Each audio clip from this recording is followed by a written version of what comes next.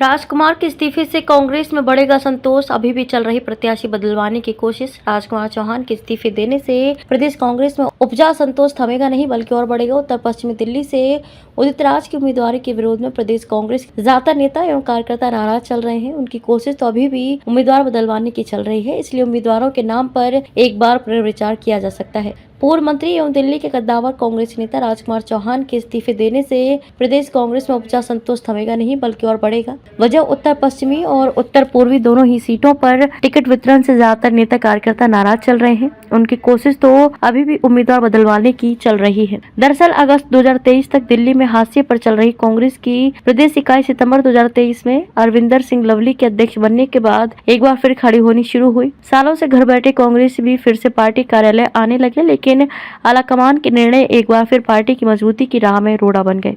बाहरी उम्मीदवारों को टिकट देने का विरोध। पहला निर्णय आपके साथ लोकसभा चुनाव में गठबंधन, तो दूसरा 3 में से 2 सीटों पर स्थानीय के बजाय बाहरी उम्मीदवारों को टिकट देना रहा।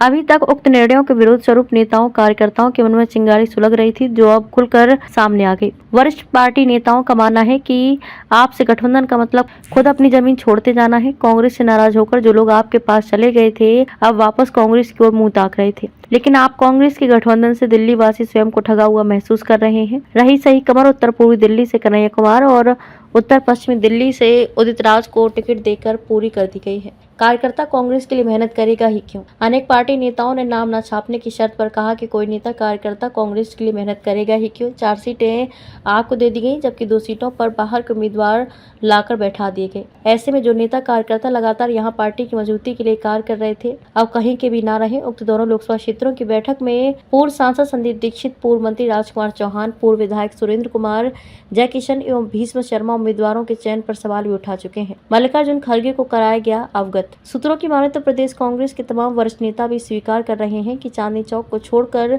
बाकी 2 सीटों पर उम्मीदवार का चयन सही नहीं हुआ। बड़े पैमाने पर इनका विरोध भी हो रहा है और आने वाले समय में दिल्ली में कांग्रेस को इसका नुकसान उठाना पड़ सकता है। इसलिए पार्टी के राष्ट्रीय अध्यक्ष मल्लिकार्जुन खड़गे से मिलकर उन्हें सारी स्थिति से अवगत कराने और उम्मीदवारों के नाम पर एक बार पुनर्विचार का अनुरोध करने की योजना पर काम चल रहा है।